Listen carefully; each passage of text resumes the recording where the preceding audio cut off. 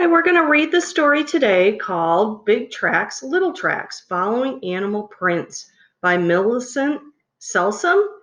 What I really like about this book is it is a nonfiction book, but all of the animals that we look at in this story, you can find in neighborhoods around us. They are actually animals that we find in Michigan. So real scientists, when they're out walking around, will see animal prints, maybe in mud or in snow, and then they will try and use clues to see which animal it is. Sometimes the clues are footprints. Sometimes they will actually look at the poop that the animal leaves behind, because different animals' poop looks different. That's a whole different story. But this one is about the animal's tracks. It's one of the ways scientists try and figure out what animals live in an area, or even how many of those animals live in an area. So let's take a look. Big tracks, little tracks, following animal prints. So even the cover art starts showing you some animal footprints, so you can try and figure out which animals they are. I'll let you see the pictures up close. Remember, humans are animals too, and you can see the child's footprints in the dirt. What happened? What happened, a detective says. Who was here? Where did he go? A detective has many ways to find out. One way is to look for the marks someone or something has made. Fingerprints, footprints, the tracks made by bike tires.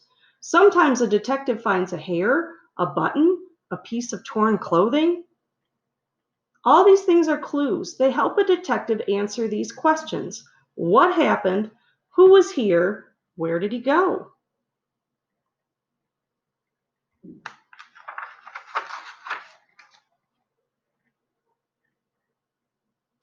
You can be a detective too, a special kind of detective, a nature detective.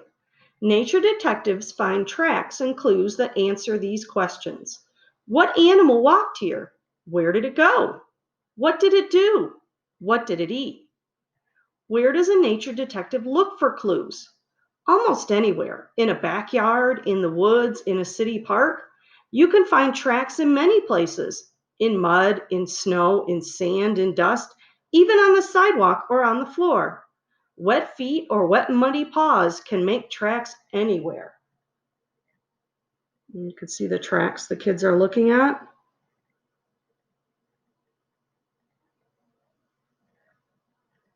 There's always animals in some of these pictures. Like you see there's a crow up here in the corner.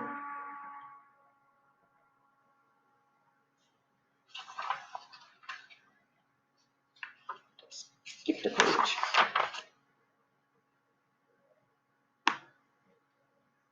Here is a problem for a nature detective.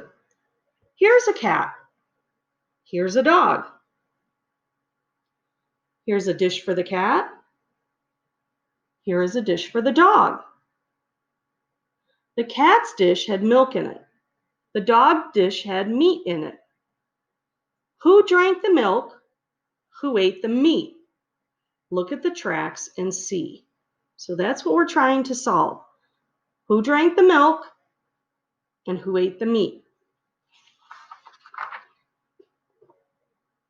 I'll let you look at the picture closely. Look at the tracks that go to the cat's dish. They were made by an animal that walks on 4 feet. And you can see claw marks in front of the toe marks. Let's get some of these up close. See how there's claw marks in front of the toe marks? A cat has 4 feet and sharp claws, but so does a dog. Who went to the cat's dish? We still don't know. Let's look for more clues. This says in tiny print, no claw marks. So these are paw prints with no claw marks. These ones have claw marks in front. I'll let you look again. This one has claw marks at the front of the pads. These ones do not.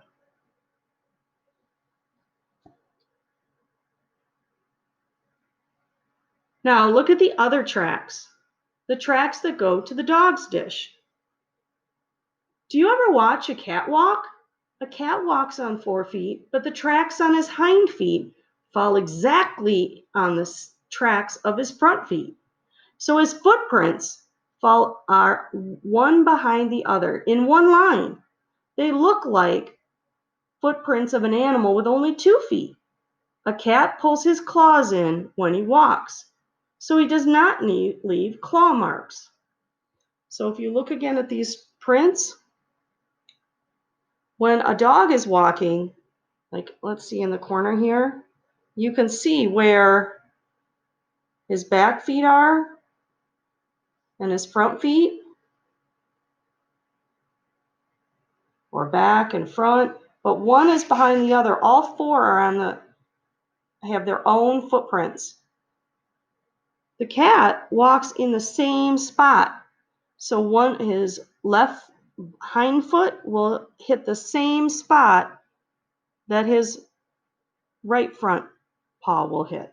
And left back and left front. It hits in the same spot, and his right front will hit in the same spot too.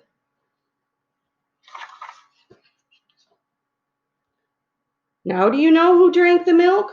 The dog. Now do you know who ate the dog food? The cat. Let's look again.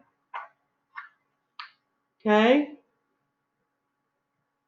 So the dog we know had the cat's food because he left little claw marks. And the cat ate the dog's food because there are no claw marks.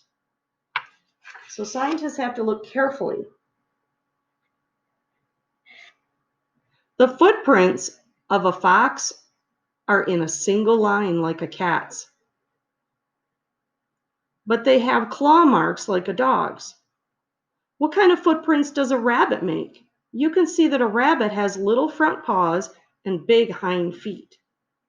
The little front paws will make little paw prints, and the big hind feet will make big tracks.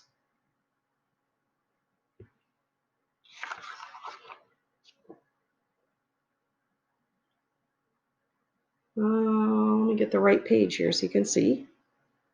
Now here's another problem for a nature detective. Who went lickety-split across the snow? Did he go to the tree, or did he go away from the tree? It looks as if he went towards the tree, doesn't it?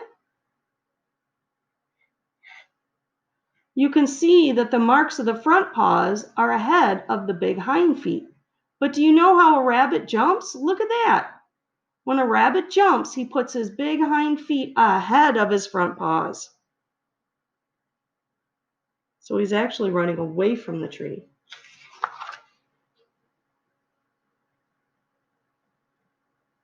What happened here on a snowy day? You can see the rabbit tracks in the snow. You know which way they're going. All at once, the rabbit tracks are far apart. This means the rabbit began to take big jumps. He was in a hurry. Why? Did you see those tracks coming out of the woods? Those footprints have claw marks like a dog's, but they're in a single line like the tracks of a cat. Who could have made those tracks? There's only one answer.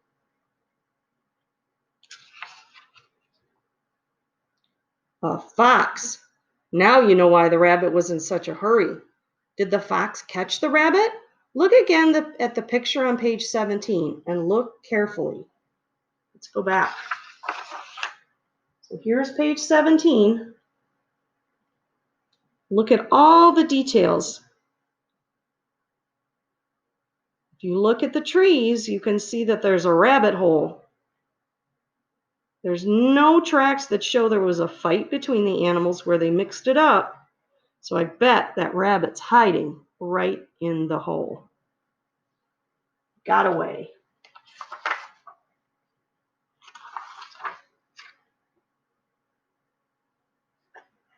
These are big hoof prints in the mud near the river. But there are little hoof prints here too. Who was here?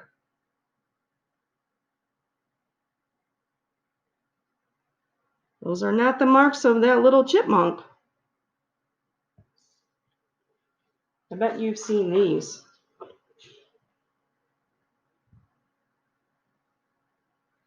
It was a mother deer and her baby fawn. They came to the river for a drink.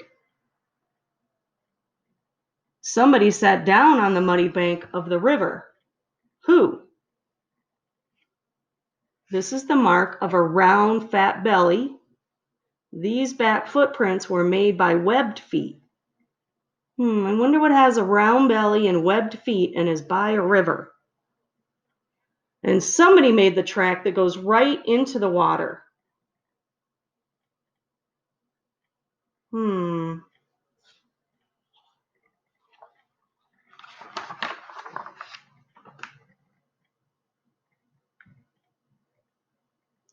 A raccoon made those tracks. Raccoons like to catch crayfish and eat them. Oh, sorry, I apologize. I skipped a page. That didn't make sense, did it? A bulldog came out of the river. He sat on the muddy bank to rest. And only a snake leaves tracks like that. A snake came down to the river, then he slithered into the water. Here are more tracks in the mud near the river, and there's a little pile of empty shells, too. They're crayfish shells. The tracks look like something like the hands and feet of a baby. But look at those long claws. I already gave this secret away, didn't I? I turned the page too far. A raccoon made those tracks. Raccoons like to catch crayfish and eat them. So now you know what happened. A raccoon had dinner here last night. He found the crayfish in the river. He ate the crayfish and he left the shells in a little pile. Again, that's one of the little clues that scientists use. A nature detective can find many clues on a sandy beach. When you walk on the beach in the morning, look for seagull tracks. They can tell you which way the wind was blowing when the gulls were there. How can tracks show us how the wind was blowing? Let's see. A little tricky to turn the page. One sec. I'm going to show you this back a little bit.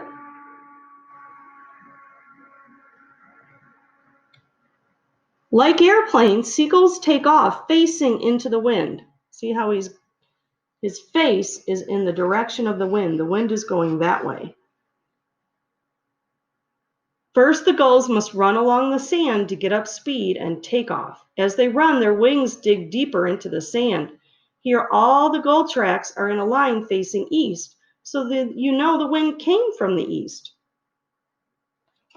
So the wind has to catch their wings.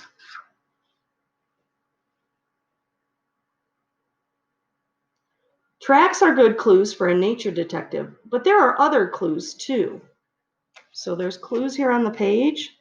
It says who lives here, who ate here. A nature detective learns to look and listen and smell. She can find clues in a backyard, in the woods, or in a city park. And here it says, who made that smell? Look at the picture. Definitely we have a skunk in the area. And then it said, do you know who made these tracks? And of course, it has all the animals, and we've seen their tracks. Up at the top, those are dog tracks, and then the cat, and then a fox, and we've got a deer and a rabbit and a frog, the snake, a raccoon, and a seagull. These are all tracks that we can see in our area.